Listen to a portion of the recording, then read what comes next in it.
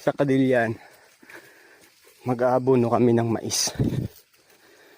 Sama ko yung aking biyanan at yung mga pamangkin ko. Isa na to.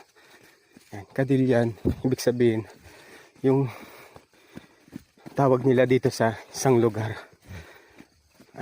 Kadilian, kung saan nandun yung kaingin ng mga biyanan ko na pinagtaniman namin ng mais.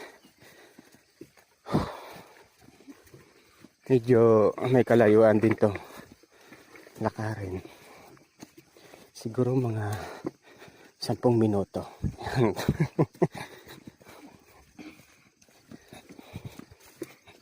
Yung ibang pamangkin ko at saka yung biyanan ko nauna na doon. Kami nahuli kasi pinanghali na kami ng gising. Ayan. Kasama ko yung aking panganay na anak na gwapong-gwapo. Oh, Mara!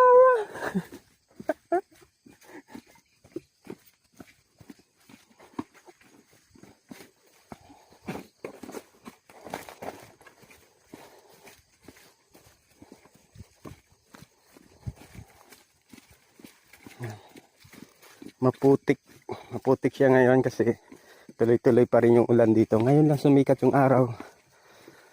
Hi guys, masayang araw. Nandito na tayo ngayon sa lugar kung saan pinagtaniman namin ng mais.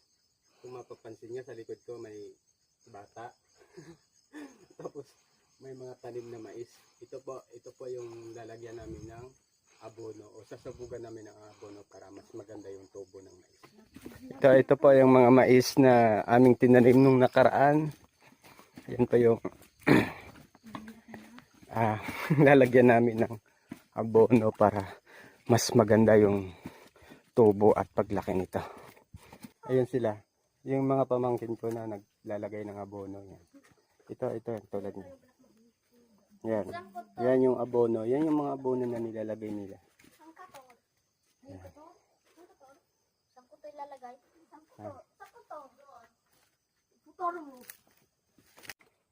So ngayon makikita nyo kung paano maglagay ng abono sa mais. Yan, ganyan lang kasimple. Yan.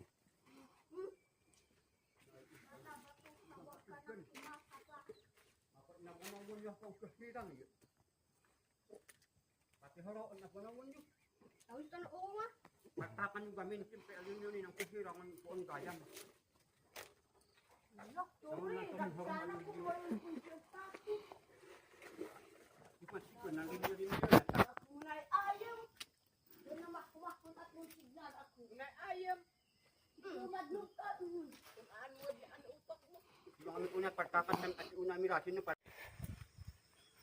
Hello. What's up mga guys? Katatapos lang namin maglagay ng abono ng mais. Medyo okay lang. Maaga kaming natapos dahil marami kami at hindi naman masyadong kalawakan yung tinanim naming mais. So yun, sana po magustuhan nyo tong video to at huwag nyo pong kalimutang mag-subscribe. Maraming salamat po.